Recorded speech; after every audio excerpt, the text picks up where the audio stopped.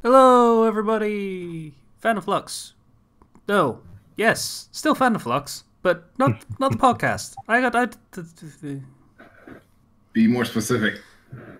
It's the anime thingy. We're doing the anime thingy. I What feel is it bad. I got the called? intro wrong. It's anime What is it? reflux. Yeah. Okay, so bit of a limited cast this week. We've got Kenchi. We've got Patient. Zero's having his car worked on or something. And Blush isn't here because whatever reason. It's fine. She's busy.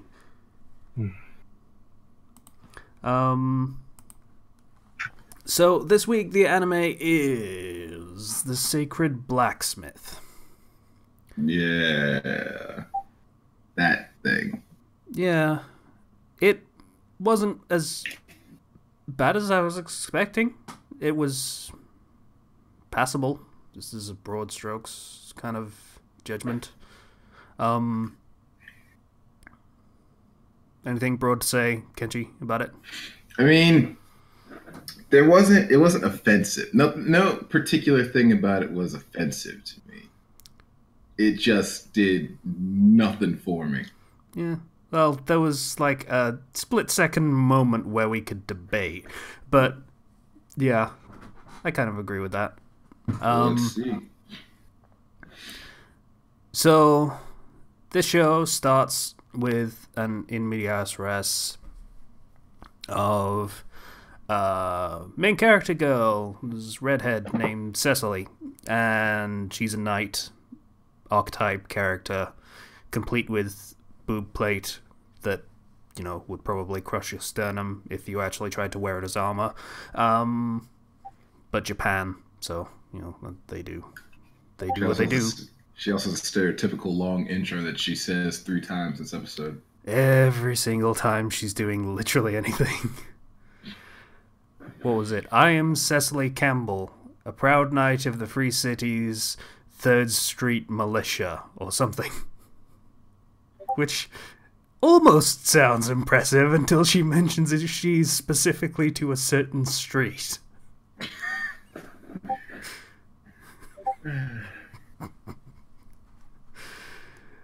Like, it's almost like a police officer saying, I'm, I don't know, what, I am Detective Sorensen of fucking 3rd Street in Congress. It's, okay.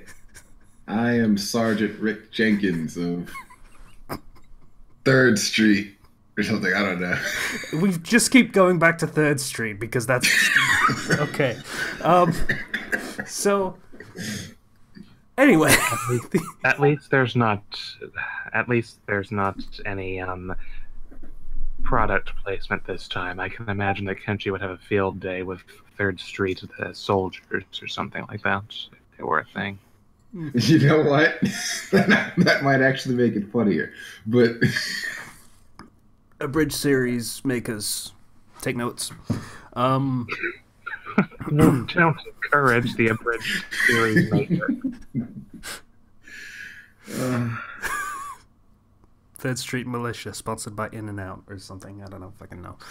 I'm not an abridger. I'm not funny. So the intro. I keep trying to get back to.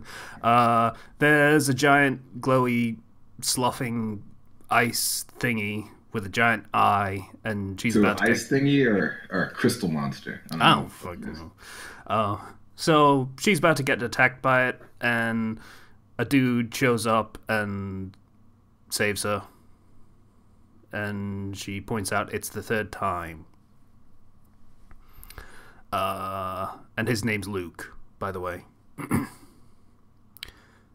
So, opening music and such happens, and it's your fairly standard, just any anime opening, really. Then we move into the show proper. Yay! So,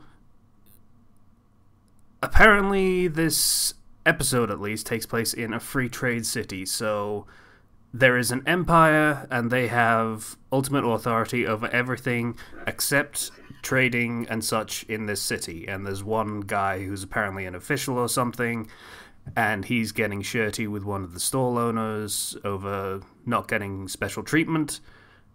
And Cecily shows up, and she's like, hey, this is a free trade city, and everything's been arranged with the Empire. So if you want to start something, then this sword of the Cecily family that has been handed down through the Cecily line, the Campbell line through generations. Much like the Armstrong style. Yeah. Not quite as good as the Armstrong style, we'll find out in a second. But, yeah, this sword will have that conversation with you, or something. And he does the blowhard thing of running away at the first sign of real conflict. I'll be back. No, you won't. You won't be back. Yeah, and all the townspeople are like, hey, Cecily, that was great. You've grown up into a fine woman. Look at those tits in that boob plate you're wearing. Yeah! Yeah, that's the first thing at the sign of this character doing something not necessarily cool, but mildly impressive, is, hey, you have tits! Great.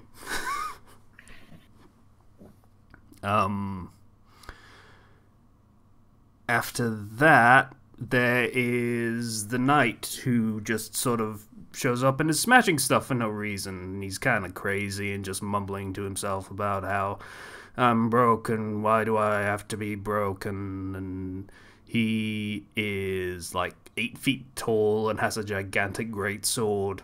And she runs up and she's like, hey, stop doing the smashy smash, or I'm gonna have words with you, mister. Yeah. He was not down with that whatsoever. Yeah, he keeps kind of just going and smashing stuff, and then almost cuts a woman in half, basically. And Cecily is like, hey, you shouldn't do that, sir. Pulls out a sword. This Campbell sword that's been passed down Campbell line. when I'm standing in front of some dude who clearly has PTSD of some type, I pull out a sword on him. Yeah. It's the best idea. Yeah. So, fight starts, and he starts smacking her around, basically.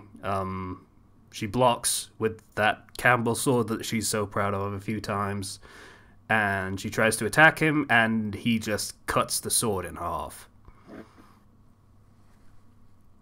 Or rather chops off, like, half of the sword. Like, the blade is gone, more or less.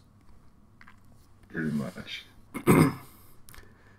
Following that, she's, like, basically defenseless and kind of traumatized about the Campbell sword that's been passed down that being broken.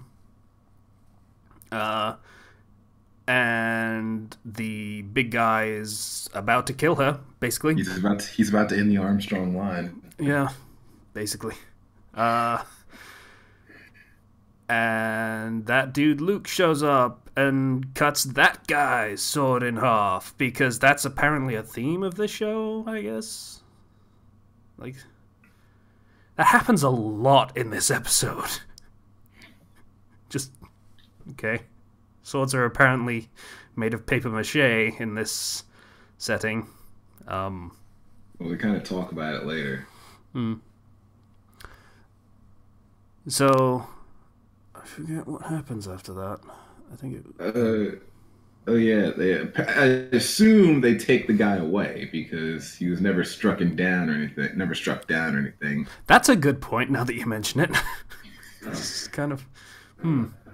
Like, I guess they walk past the quote-unquote camera at the end of that scene, but they don't show the dude, like, in any... They don't show a decent shot of the guy if that is them walking past. So I assume they took him away, but don't really see it. And that dude didn't really seem like he killed anybody. So Luke, I mean. So I guess that's what happened. They took him away. Yeah. And then Cecily is still looking at her broken sword like, the Campbell sword passed through the Campbell family for generations. And another girl shows up who's blonde, and this guy, Luke, is basically like, hey, you suck. And then he walks off. He said this successfully, by the way. Yeah, he does, yeah. She tries to chase him, but she can't because her legs keep giving out because she was scared. And also took the impact of a huge sword wielded by a huge man like 6 times. Like, yeah. Kenshi would probably know better than me, but that probably does something to your, just sense of balance, and would actually probably be really fucking tiring. Something they don't actually show a lot in anime is, hey, blocking is tiring too. You know. But, yeah, blonde girl just basically follows after Luke going, Luke, Luke, Luke, to make sure it's established what his name is so Cecily can find him later. Then we skip forward a little bit. Cecily is trying to get her sword fixed. And apparently people forgot how to forge swords. That's stupid. We only use molds to make swords now. Like, dude, what? Yeah, no one knows how to actually custom forge swords anymore and actually just shape the metal properly. So they just pour iron in a mold and that's it now. Like a hammer and tongs? What are those for? You are the worst blacksmiths ever. Like, how do you make anything? If that's like, yeah. So they're like, yeah, we have no idea how to do that. All we could do is basically melt the entire thing down and just make a brand new sword out of it. Just reuse the metal. And she's like, no, that's dumb and also exactly what I didn't ask for. And someone, a woman who I have to assume is an official of some sort, or in charge of the knights, I presume. I don't know. Why else would they have glasses? Yeah. She is like, hey, we could give you another sword, like just one of the mass-produced ones that the other knights have. Those all suck. Yeah. Who wants that? I mean, it's better than not having a sword until you fix the problem, but, you know, Cecily's like, no, I only use the Campbell sword that has been passed down the Campbell... Are you going to say this every time? Yes. Yes, I am. You're really not exaggerating. It's really that's repetitive. Yeah. Yeah, it is. They really do just repeat basically the same 2 lines over and over again. They're having too much fun, clearly. Yeah. I mean, I guess it really does kind of hammer in her outlook on life, is she is all about the legacy of her lineage and everything, and that's what being a knight is awesome and all that. Yeah. I mean, it serves a purpose, but yeah, it really does get a little bit much sometimes. So she's like, hey, do you know a guy named Luke? And the blacksmith apparently knows exactly who she's talking about immediately and points her in the right direction, which is a little house in the middle of the woods. So she goes in to the house. I'm blanking a little bit on the next bit. She heads up there. There's like, she assumes it's the place. It's got like Lisa on the door. And that little blonde girl from earlier comes out and remembers who Cecily is. Oh, yeah. And also Luke is there. Yeah. He is not happy to see her. Yeah. And Cecily is like, oh, Lisa, so that would be you then, she says to the blonde girl. And Luke is like, no, it's pronounced Lisa. Or Riza, I guess, Japan. Yeah. So, this guy's kind of an asshole, just generally. I don't think at any point he really redeems himself in this episode of being an asshole. So, Cecily sees a katana on the wall, because of course it's a katana, and of course the best swords in existence are going to be katana, because katana. At some point I think I said katakana in there, and that was not... You did. Yeah, I thought I say did. That. Yep. It's not what I was going... Cut someone with your words. Cut them with your words. That's hiragana. You use hiragana to battle in learn Japanese hiragana battle. That's the game you do that. That's... Oh, sorry. I never played that. Yeah, that is an actual thing that we talked about briefly. And almost did a Let's Play of. Or did we? I don't know whether Zero actually released that. Sorry.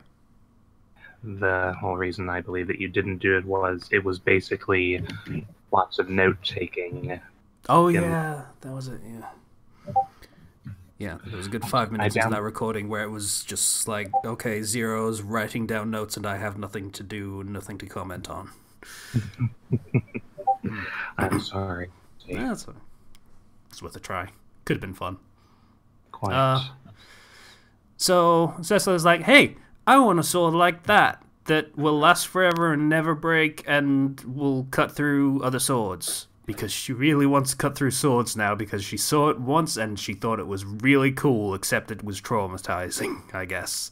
To be fair, who wouldn't? Yeah, it's pretty cool, yeah. And Luke is like, screw you, I only forge katana. And she's like, katana?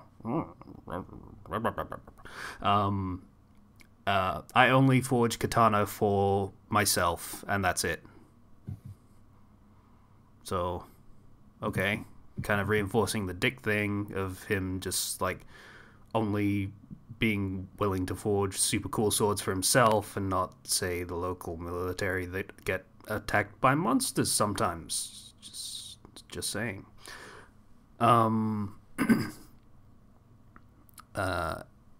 Lisa, the blonde, is like, there's no such thing as a sword that'll never break, right? You were super proud of that sword that you have, and that broke in like 3 strikes.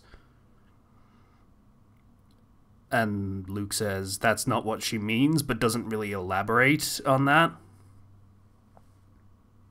So, still not entirely sure what she means if that's not what she meant. So Cecily goes on a long spiel of, well, I want you to forge a sword for me, and I want to prove that I am a great knight worthy of my lineage of the Campbell line that has gone down for generations as protecting this city as the free trade city of whatever the name is. Horgion or something. And then she says, I want you to look at me. And this is where we get something that I kind of did a double take at seeing. And just had to... Wait, did I just see what I think I saw? And skip back? And like... Yep, that's some unexpected, unexplained, and kind of out of nowhere nudity right there. Why? 'Cause anime, dog. Yeah, just completely out of nowhere there is a topless shot in this episode. And wow, okay. It was meant to signify something, I'm certain of it. That they wanted a topless shot in the show? Yeah, it signified that pretty well, I think.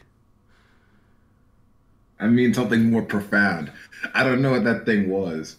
I was too busy paying attention to something else. That she has boobs, you're right.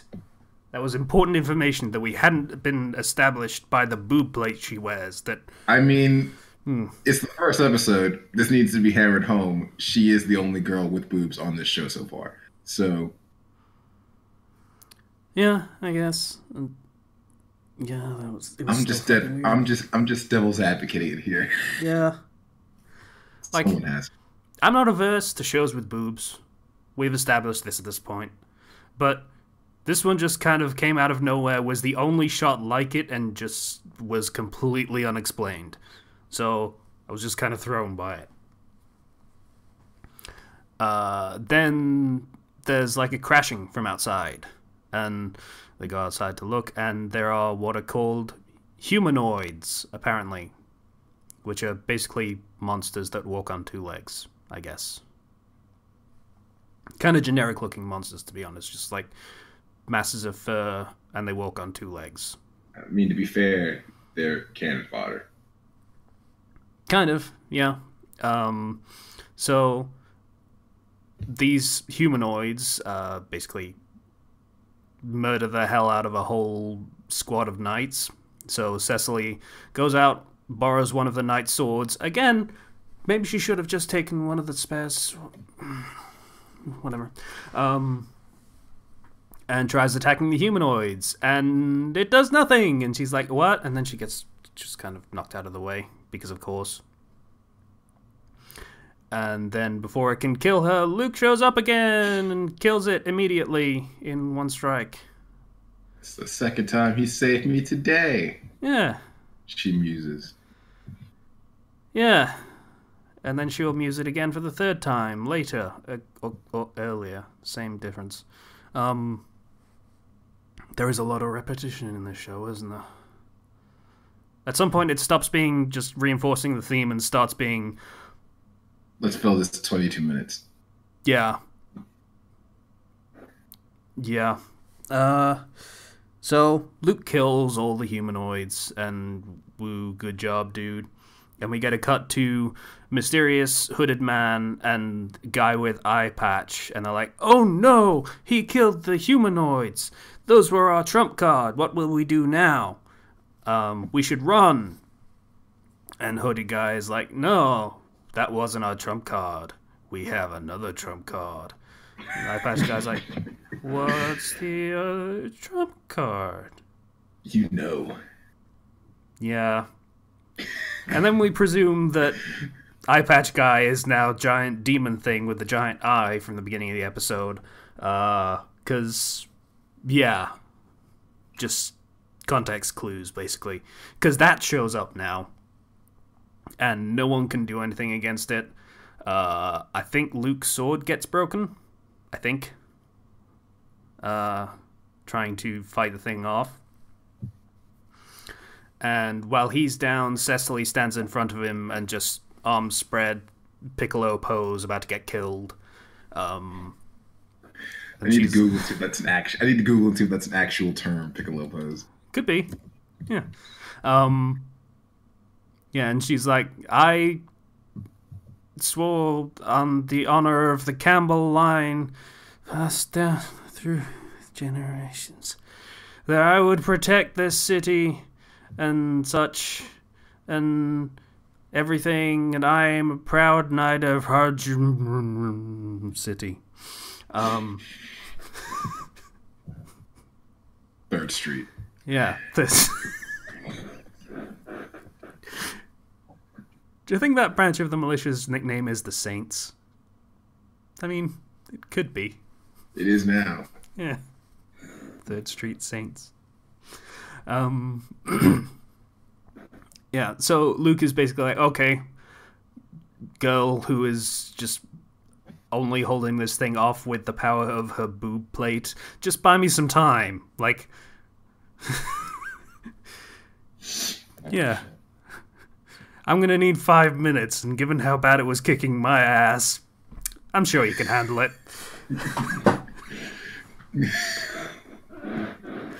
Yeah. And then he proceeds to go and charge his attack. Yes, essentially, yeah. He wanders over to Lisa and says, okay, let's forge a sword. And she does a weird eye thing where they kind of bulge and glow and such. And it creates a ball of something. And he gets the hilt of a sword and some funky magic space rock. and puts them in and then starts saying things as if that's actually how you forge a sword. Like, no one knows how to just actually forge a sword in this show. You are not a blacksmith, sir. You are an alchemist. That's what you are. For a show that has blacksmith in the name, there is surprisingly little actual blacksmithing going on. Yeah, so from what I gather, he basically just says all of the steps of forging a katana, including saying fold like 6 times, because of course. The scene took forever. Yeah, it was literally just him standing there and saying all the steps of forging a sword. And then it was over, and he had a katana that looked kind of shitty, actually. That was glowing, presumably from the heat of being just fresh out of the quote-unquote forge. But, maybe it's just magic or something. I should hope so, given he didn't actually forge it through a forge and through some ritualistic mumbo-jumbo bullcrap where he put it in a bowl and out came a sword. This show's weird. Like, it's just kind of disjointed and odd in ways, and repetitive. Like, that dialogue got a little annoying. Did my repeating of the Campbell line pass down to... Did that get annoying? Because if it did, yeah, you're right there with It me. was more amusing to me. But then, yeah. But then I was taking the piss out of it, so it was kind of supposed to be. Actually, I was going to say I have more patience for these kind of things. Fair call. Damn it. Alright, so... Yeah. Also, random nudity. Just, I don't know. Maybe they're foreshadowing, hey, this show's gonna have nudity, so maybe you should get started now. We don't really have a place to put it yet, but there's gonna be more of it, so just letting you know there's gonna be nudity, and we're telling you that by putting a shot of nudity in it. There's one dude and 3 chicks in the thumbnail, so I figured that anyway. Yeah, it's not tagged with any, like, what's the usual... It's like ecchi, I think, right? Is the usual tag for that sort of crap. Yeah, that's not on there. I checked. So, I don't know. Yeah, I don't know. Alright. So that's it then? I guess. There's some things about this show that bug me. Other than that, it's kind of standard and not particularly offensive. Unless you have a problem with the nudity, like I said. I mean, it's basically the most anime that ever, as far as I'm concerned. Including an obsession with katana. Fold, fold, fold, fold, fold. Listen.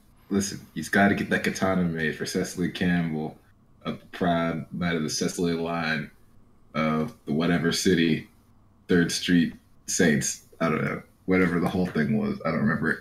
He also apparently put like 8 different kinds of polish on that sword. Did you see him pull out polish and put that into the bowl at any point? I don't remember. This show was weird. Okay, I think... Anything to say, Kenji? Not really. I mean... If I watched this on, if this was like, if I was like watching Toonami on a Saturday night and this came on, you would be very surprised by the nudity, I imagine. No, I wouldn't be, but I would probably have checked out halfway through. It would have had me for about 5 minutes and then lost me. Because I know myself. Okay, I think that pretty much covers it. So, alright, I've got the list ready. Very well. Let me fire up this random number generator. Alright. Between 1 and 27, what do we got? We get 7. Gee! For a second there. I thought you were going to add a teen after that. Nope. Okay, G, you said? G! Alright, 89. Alrighty. Out of 89, here's what we get. 85. Ooh, right at the bottom. I was sort of hoping for you to choose number 89, which is Gyakuten Saiban Sono Shinjutsu Higari.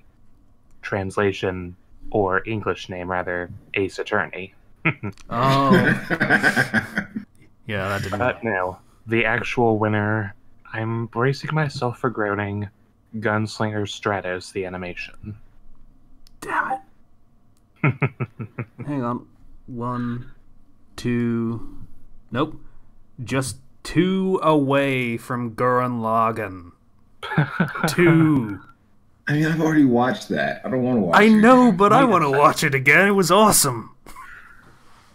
That's weird. Gurren Lagann isn't on my copy of the list. Oh, it's under T, of course. Oh yeah, Tengen Toppa, Gurren Lagann. Yeah, okay, fair play. So I've got to wait for T. That's fair enough. So yeah, all it says for the plot summary is anime adaptation of Square Enix's arcade action game Gunslinger Stratos, which I don't know a thing about. Alright, let me take a look at the anime page for Gunslinger Stratos then. Yeah, so for the most part, I'm going to go into this one straight blind. Apparently it was released in 2015. I imagine it has a lot to do with guns and those who sling them. The story revolves... And possibly space. Sorry.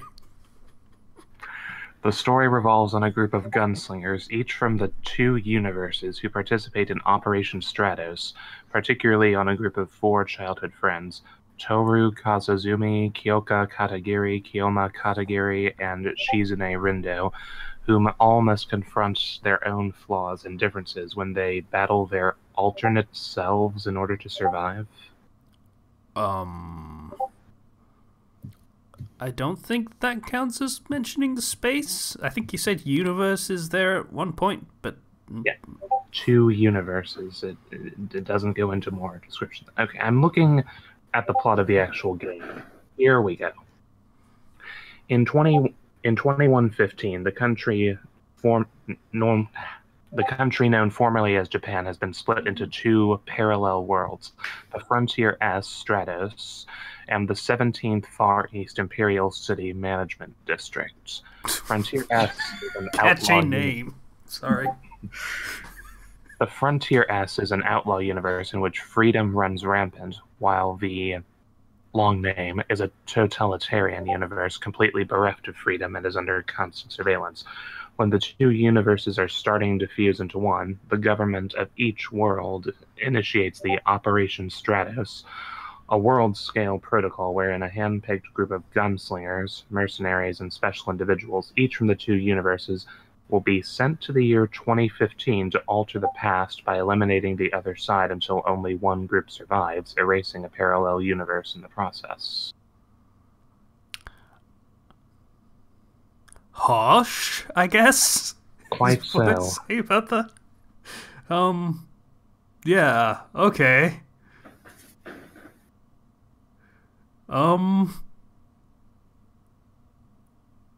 So it's outlaw Kenshi versus law-abiding Kenshi would basically be what this is.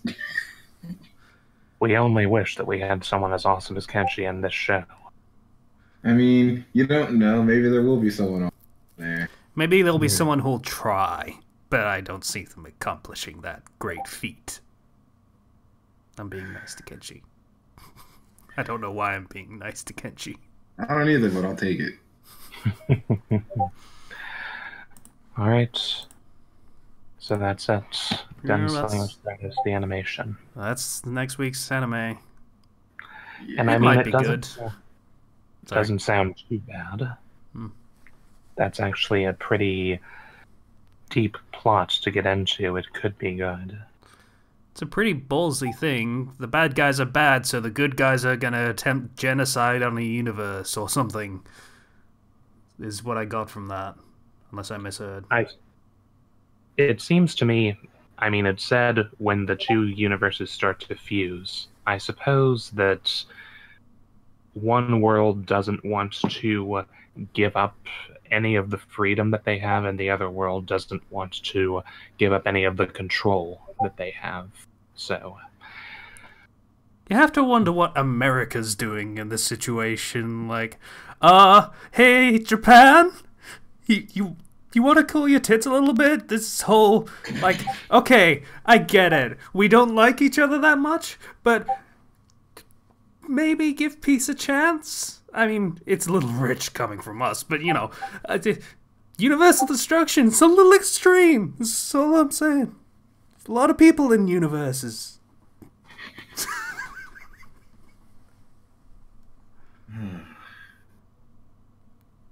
Yeah, so that's the show we're doing next week. Oh, God. Yeah, okay. The thumbnail is the same guy fighting himself. Saves on voice actors. I guess.